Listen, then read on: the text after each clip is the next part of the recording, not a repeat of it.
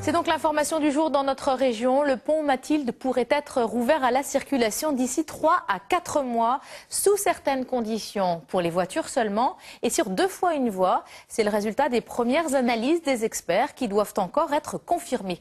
Raphaël D et Philippe Derouet.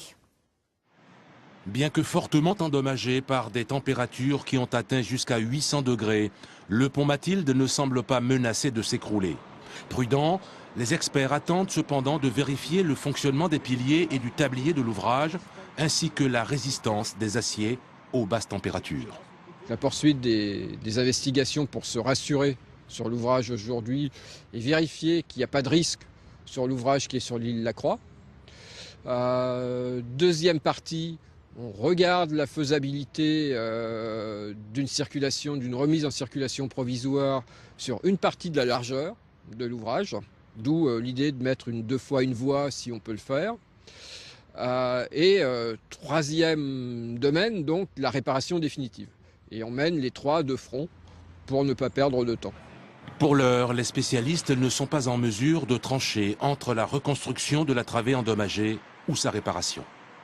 Aujourd'hui, les experts disent que quoi qu'on fasse sur l'ouvrage, il faudra le retirer, l'enlever, donc amener des barges, le soulever, l'emmener par scène et le déposer sur un terre-plein pour le travailler ou en mettre un autre. Voilà aujourd'hui les avis convergents. Et ensuite, effectivement, la discussion sur « mais ça va prendre du temps ». Minimum 1 an. Toutefois, conscient des enjeux locaux, le comité d'experts invite dès maintenant le département de la Seine-Maritime à engager une procédure de mise en concurrence des entreprises.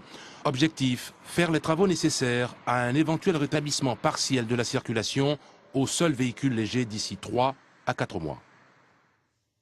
Alors depuis la fermeture du pont Mathilde et contrairement à tous les pronostics, la circulation dans Rouen n'est pas si compliquée que cela.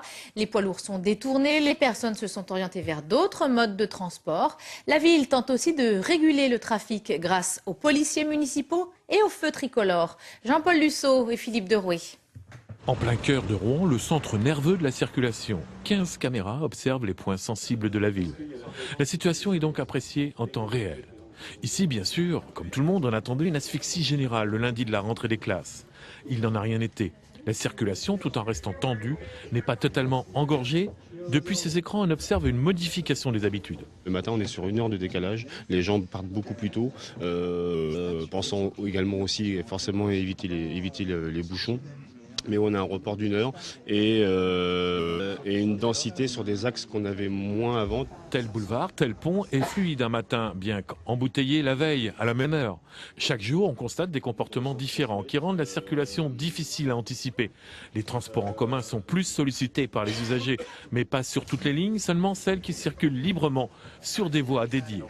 Métro, plus 15%, Théor, entre 6 et 7% de plus, la ligne 7, qui dispose d'un site propre sur une partie de son trajet, plus 9%. Voilà, ce sont ces éléments qui démontrent qu'effectivement, un certain nombre de nos concitoyens ont pu mobiliser davantage le transport en commun. Pour tenter de fluidifier la circulation, les techniciens peuvent télécommander les feux depuis ce central. À la suite de l'accident du pont Mathilde, un nouveau principe a été établi. On a décidé d'un plan de feu différent. Priorité aux grands axes, boulevards, quais, etc. Et toutes les petites rues adjacentes sont, elles, plus limitées en vert. Depuis l'accident, une quinzaine d'équipes de policiers municipaux tentent de fluidifier les trafics en évitant, par exemple, que les véhicules ne s'engorgent sur les carrefours. Cela réussit parfois, mais le trafic reste pour le moment imprévisible.